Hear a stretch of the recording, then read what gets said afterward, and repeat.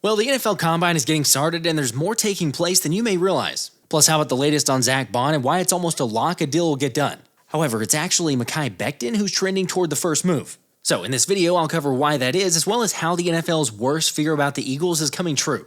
Also, it looks like the league could be changing the kickoff again, but how about the banning the Tush Push debate? Let's talk about it, but first, let's run it.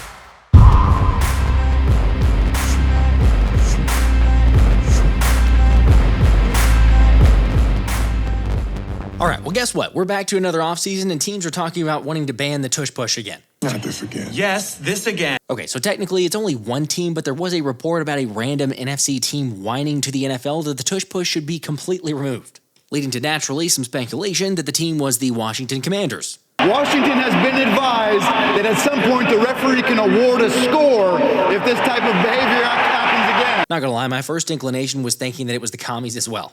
I mean, I haven't seen a team get trolled like that and definitely had no idea the refs could award a score. Of course, yes, it makes sense so they can keep the game moving. However, after a bit of digging up the archives, Washington linebacker Bobby Wagner wasn't so much against Philly's unstoppable play. Great concept, great play, hard to stop. If I was them, I'd run it too, you know? So we as a defense know that they're gonna run it. We stopped it a couple times, and then a couple times we jumped off sides and let them, keep going. So we just can't get in that position where they can run that play. Exactly. That's what it comes down to for teams that don't like the brotherly shove. Just don't get there. Don't get to 3rd and 1 and 4th and 1 situations. You won't have to deal with it. Now, continuing with the story, it was eventually revealed that Packers president Mark Murphy was the one arguing against the play, with his reasonings being he's not a fan of it, it's not a football play, and the best one, it takes no skill. If everybody could do it, everybody would do it. I mean, come on now. Truer words have never been spoken. Like, I'm sorry, but there's all the proof in the world that you need to show people that the play definitely takes skill. Because outside of Philadelphia, that play has had an abundance of troubles when compared to the Birds. The funniest part to me, though, is that Murphy's own team ran that play in the NFC wildcard game this past year. Heck, it even worked for him. Now, of course, I'm biased, but I definitely appreciate the takes like Albert Breer who are in agreement that no player technique should be banned on the basis of one team being really good at it. Saying if it was a cheat code for all 32, that'd be different, but it's not. Hate us because they ain't us. By the way, for those curious, NFL Commissioner Roger Goodell has maintained that there's no immediate appetite to remove the play, but it does sound like it'll get brought up at the league's annual meeting for discussion in a couple weeks. Ultimately, though, I just can't see how they're going to change the play because, again, all the reasons we just talked about, it's not for every single team that this is an issue. It's just the Eagles. The Eagles are the only one that can run it like that, so not huge concerns, although it does sound like there might be a different rule change coming. Seriously, because just one season into the new kickoff rules, the NFL is considering changing the touchback to the 35-yard line instead of the 30-yard line. This coming even after the dynamic kickoff resulted in a 57% rise in returns and a lower injury rate. Yet be that as it may, multiple league officials weren't satisfied with the results and want to punish teams for booting it out of the end zone. Which personally, I feel like that's a bit overkill. I mean, come on, can we just get used to a rule for maybe a couple seasons before we go back and say, yeah, maybe we need to change this thing now? Granted, the other area that they're tinkering with that I'm not so much opposed to is looking at onside kicks. Because with teams having to declare their trickery beforehand, we hardly ever saw an actual recovery. So that, yes, I could definitely get behind, but what about you? Do you like these potential changes or are you a hater? Speaking of, it's not surprising that the Jordan brand hit a home run with their Jalen Hurts campaign, but those dope Love Hurts hoodies will be releasing soon, and I'm going to give away 3 to some lucky subscribers in an upcoming live stream. Just make sure to drop a like and hit that subscribe button if you haven't already on the channel. Also, on the topic of giveaways, congrats to George Lee, Leyh, for winning the signed Cooper DeJean Super Bowl jersey. Only one problem, my guy, I haven't heard back from you. So email me or DM me on social media or contact back via the pinned comment on this video so that I can get your info and get it shipped out to you. By the way, as always, if I don't hear back from George, then I will be giving that out during the Wednesday night live stream, so stay tuned. Good luck to those of you in case George doesn't claim his prize. And also, good luck to the rest of the league for having to deal with Philly. You know, the team who has Jalen Hurts already back in the lab and getting in work, after his brother posted a video of the pursuit continuing. And remember, we've talked about this topic before with QB1 saying that first loss to Kansas City in the first Super Bowl changed his soul, and clearly took him to that next level of motivation and competitiveness. Still, it's not without its ups and downs, which naturally can lead to some butting heads and getting irritated at times. Although, for those earlier this season suggesting Jalen and AJ hated each other or wouldn't be able to coexist long term, it was nice to hear AJ clear the air.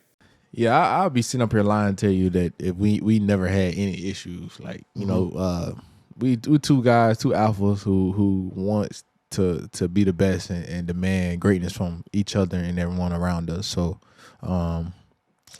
some reports are true, some reports aren't true. But me and him good, man. And, we just want to be great. And like I said, we push each other and sometimes, we bump heads, but that's normal, and don't nobody sweat it. But let me ask you a question. Have you ever been in a locker room where players didn't bump heads, players push didn't have each other? issues? Right. That's what I'm saying. It's so normal. But I think from the history of this team and with McNabb and T.O., everything is magnified times 10.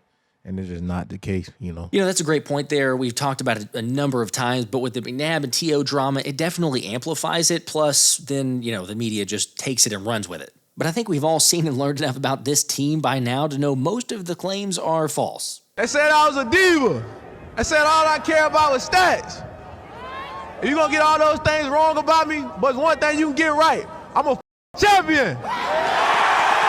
It's kind of crazy, yet if you didn't realize this, the games that A.J. Brown and Jalen Hurts started and finished, that is key point here, started and finished, but the games that they did that, the Eagles were undefeated. I mean, their duo is practically unstoppable as it is. But those weapons on offense and a defense like Vic Fangio's, the NFL's worst fears are coming true about this squad. For example, edge rusher and friend of the show, Jalyx Hunt, shared that Fangio made the defense stay back after a team meeting going over parade prep to go over the Super Bowl game, with a specific emphasis on the 22 points in the second half being unacceptable. Get a whistle. Like, we got psychos as players in all kinds of positions, but honestly, to have the DC as Fangio has been better than I could have ever imagined. Now, I get it, his old school mob boss mentality was too much for the soft, coddled Dolphins players, but to have the fellas buy in and see what this team can be when the entire defense plays together has to be one of the greatest miracle worker performances from a coach that I've ever seen. This cannot be a team of common men, because common men go nowhere. Come on, one of the best defenses in Super Bowl history for a squad that was literally number 29 in total defense a season ago. Yet getting some more insight from Jalyx, it's pretty obvious where it starts with Fangio's defense, as if it wasn't already. He wants perfection, right? Like, through and through. And you can tell in the players that he recruits. Zack Baun, one of the smartest linebackers I've ever played with, I've ever seen play. Nakobe Dean, one of the most instinctual players I've ever seen. Oren Burke, so detailed, it's insane. But it's all because of BK, who's a linebacker coach, but then Vic Fangio. Like, he knows that in order for his defense to work, he has to have an insane linebacker. Look, I'm not taking anything away from the rest of the guys on defense, but Zack Baun proved just how obvious it is that linebacker position is incredibly important on a Vic Fangio defense. Of course, now we're all on pins and needles until we get the official notification that Baun signed an extension.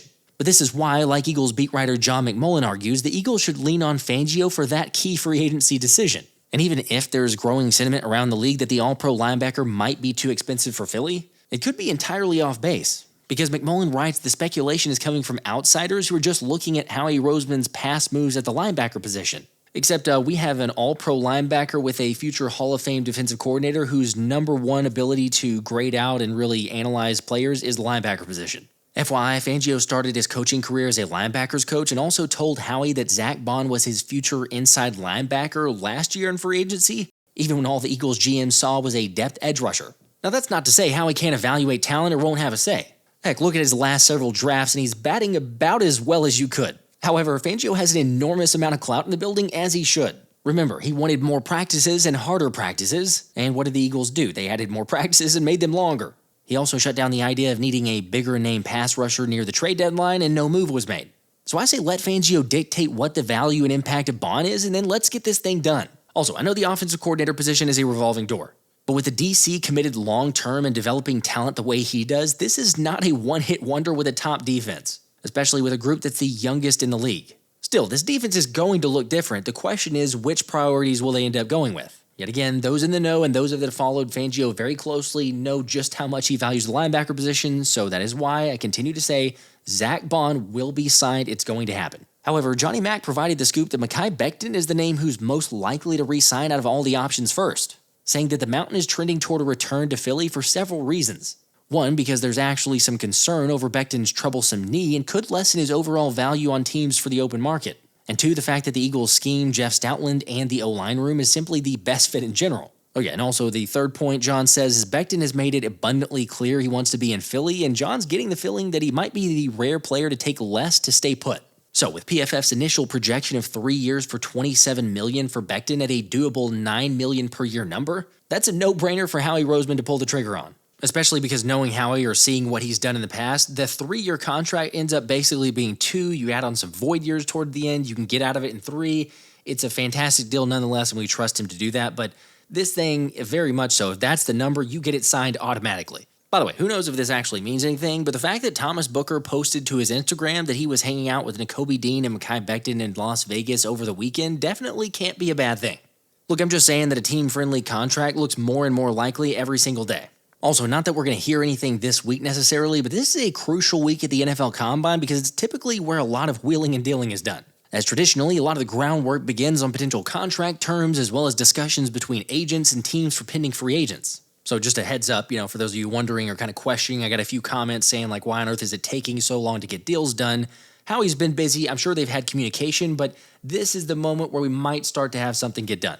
By the way, Philly will also meet with several players, so we'll keep you posted on those visits as well. Plus, as far as more of the agenda, we'll get to hear from Howie Roseman and likely Nick Sirianni the next few days. Now, I don't know that we're going to get into the White House visit topic at the Combine, although for those wondering, there's been reports out there that the Eagles would not be attending the White House if they were invited, except Adam Schefter shared the latest news saying those claims were false, and that according to his sources on the Eagles, the team is planning on visiting the White House this offseason and looks forward to receiving its invitation, meaning all the discourse and freaking out and everything else can hopefully die down a bit. Boy, that escalated quickly.